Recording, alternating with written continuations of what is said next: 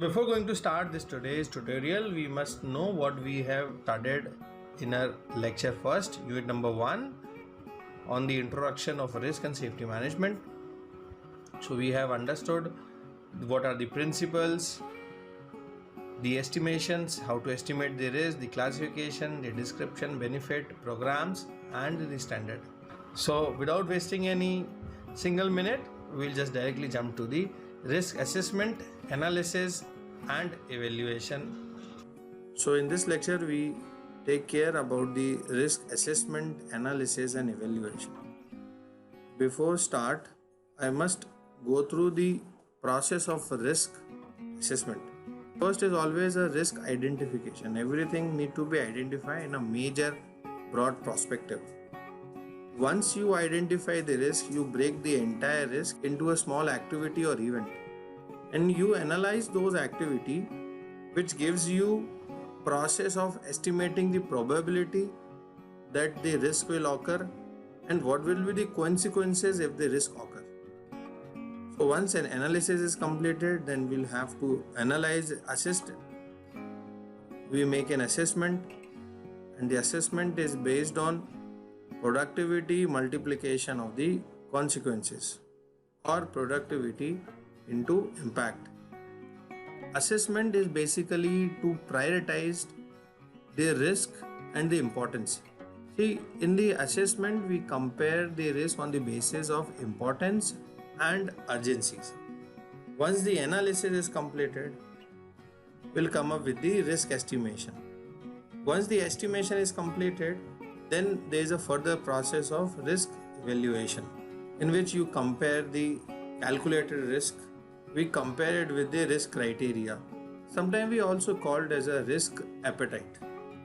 So risk management documents a record keeping process in which you record the entire with their nature, with their type, with their analysis and the treatment, calculations and the responses, monitoring, everything is being recorded in a risk management documents.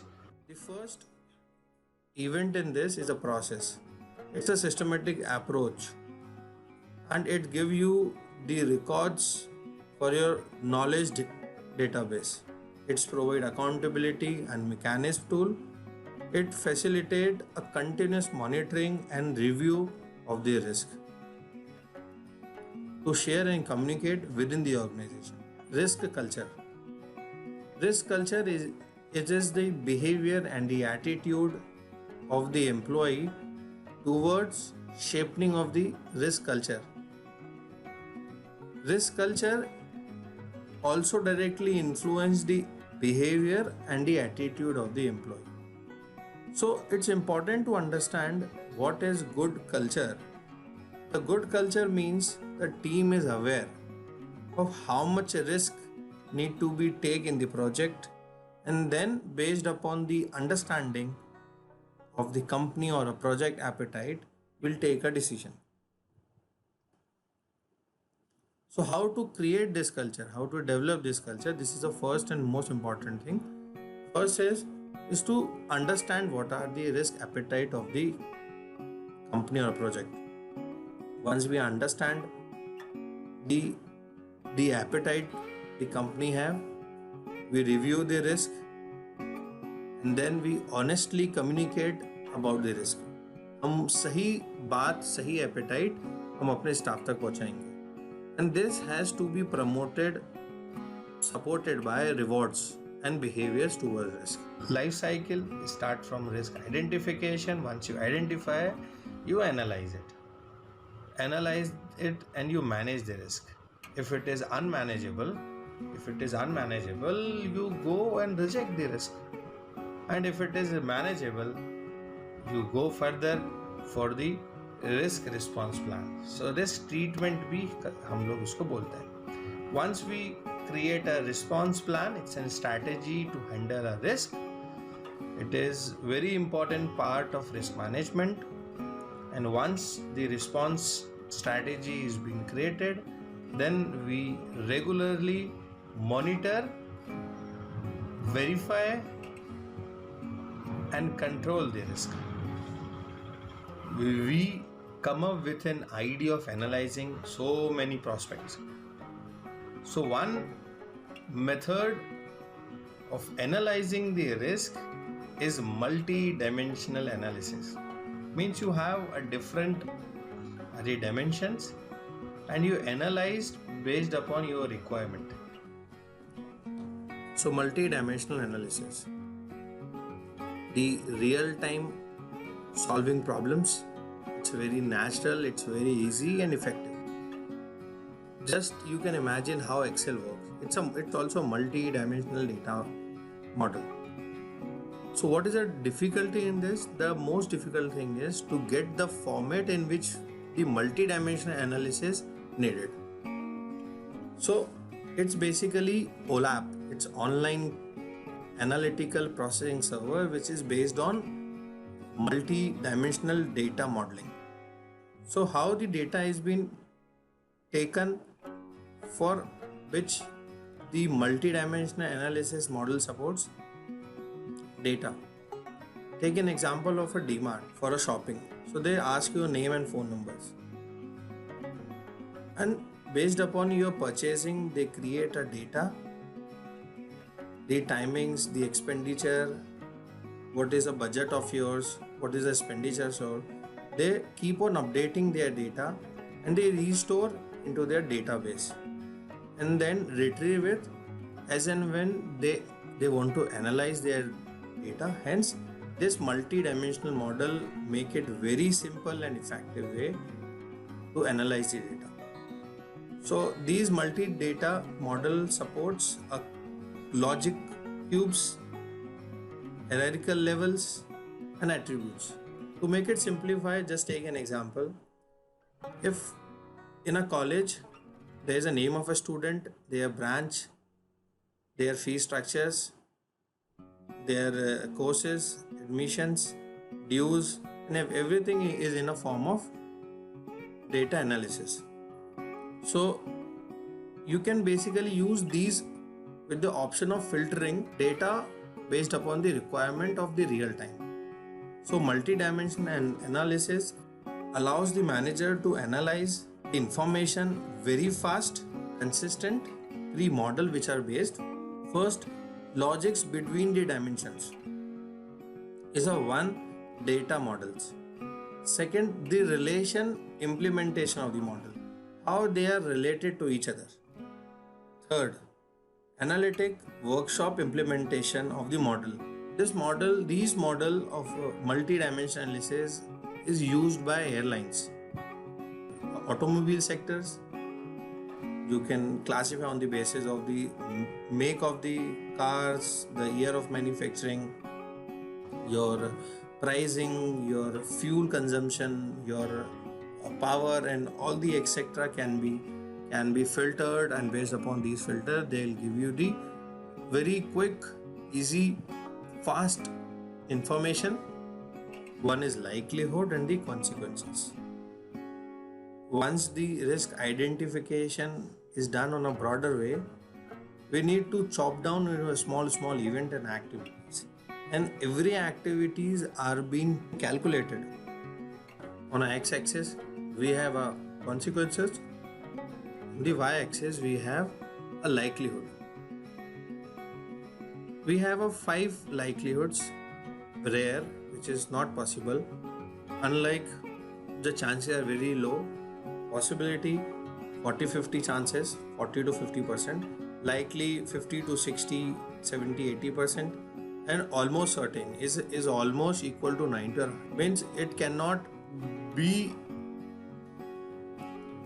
So if this event will happen, what will the consequences? Event हुआ और पता नहीं चला उसको, मतलब अनसिग्निफिकेंट हुआ लेकिन बहुत ज़्यादा, मॉडरेट मीन्स चोट काफ़ी आई, नुकसान ठीक ठाक हुआ, मेजर मीन्स काफ़ी नुकसान हुआ, and severe means catastrophic, severe losses. So the most, as a name suggests, the most difficult situation in which this analysis helps you to prioritize on the basis of the event which are almost certain and which have a severe result. And for those also which are almost certain. So almost certain either in insignificant or minor or moderate, major or severe, this has to be taken into consideration. Similarly, in the likelihood, does this event with likelihood either insignificant consequences or a minor consequences or a moderate consequences, major or a severe? These need to be taken care with a very quick action by the management. So in short, risk matrix gives you the understanding, so prioritizing the risk and for a quick action and treatment of the risk are being ranked on the basis of risk matrix.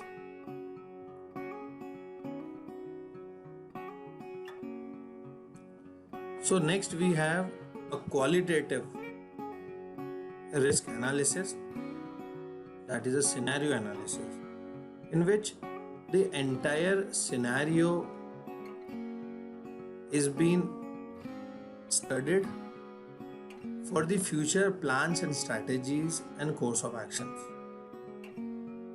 This is a very valuable tool, helps you to anticipate the how the risk would be treated in a long term and a short term frame. So these are the two ways where scenario analysis is being done, either in a deterministic way and the another is a probabilistic way. Deterministic way, when you are sure about this scenario will going to strike. Suppose take an example. You have two kids. One doesn't have an interest in their studies and another one is have an interest in studies. So for those who know that this child does not want to study anything or he do not like to study, you are very deterministic that he'll going to fail in the exam. But what about the second children? You know that interest is a quite, but you are little quite, so you make a probability. See, the probability that the another child is also get failed is a probable scenario analysis.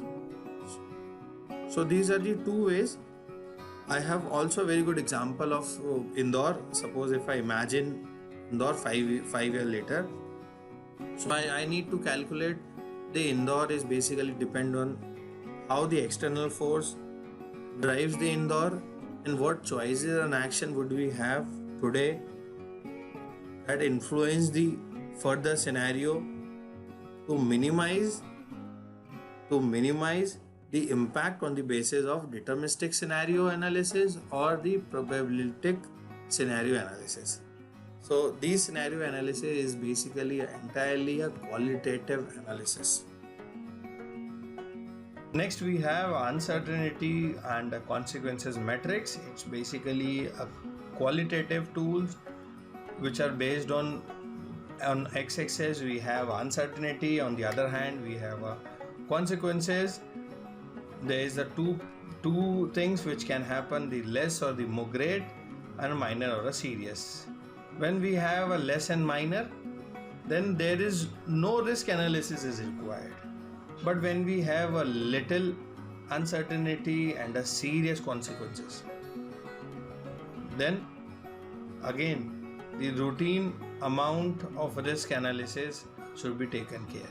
These four metrics are again derive an example with the four situations. The situations are when a person want to cross a road, and if it is a light traffic, it's a medium traffic, high traffic and very high traffic. So these are the situation where you understand the uncertainty and the consequences will be minor or a serious or a less uncertain or a greater or high uncertain. Risk estimate is basically a process of forecasting the probability of the risk and the impact caused due to risk. If you calculate numerically, mathematically, risk exposed is equals to probability into the impact. Now the quantitative techniques can be studied in next slides. Next, we have a risk assessment. So risk assessment is a process by which we separate the important item risk from the less important item. This process is called risk assessment. It is done after the risk analysis. So there is a several objective of risk assessment is to first identify and attend a high risk item and decide the action which are immediately needed for the high important items and to allocate the resources where it is urgent and important. So there are three common methods in which you estimate the risk, in which helps you to estimate the risk. First is the qualitative, second is semi-qualitative, and the third one is quantitative.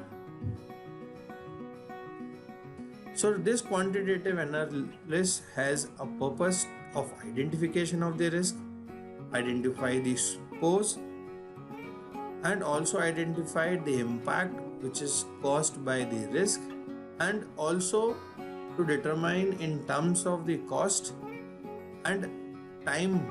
Quantitative risk analysis for determining the probability and impact of risk first are interviewing, when you talk to the expert and understand what will be the risks, what will be the cost and schedule. So every interviewed has an intention. First is to identify what the probability of the risk and the other impact of the risk, and what is the cost and time associated with the risk. So this is a very simple method. You talk to the expert, and identify the four parameters. The second technique is cost and time. You try to calculate the risk in terms of cost and in terms of time. Same.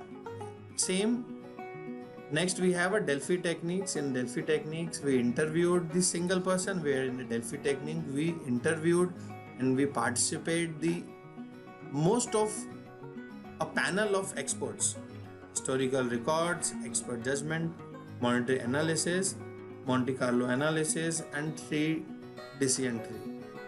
These techniques are a quantitative risk techniques, and if you want or in a more detail, you can comment me in a comment box. Webernier has introduced a qualitative research on human factors, which analyzes the basic skill, methods and mindset of a participant. For this, he is focusing on two tools. First is talking to the people or a participant interviewed and observe the interview. Observes in terms of behavior and interactions, or the participant is observed. And these two tools is being understood on the core skills of listening skill and the other practical use skills. And then when these is been calculated and been formatted, analyzed in the common goals. For this, he basically understand how the people or a participant is going to help the organization and how much it will be helpful for the organization. We have a decision making under uncertainty. So this decision making under uncertainty means a possibility of knowing future outcome, when there is no possibility that what will going to happen in a future. So this decision and the uncertainty involves a decision making, and these decision making influenced by the human behavior.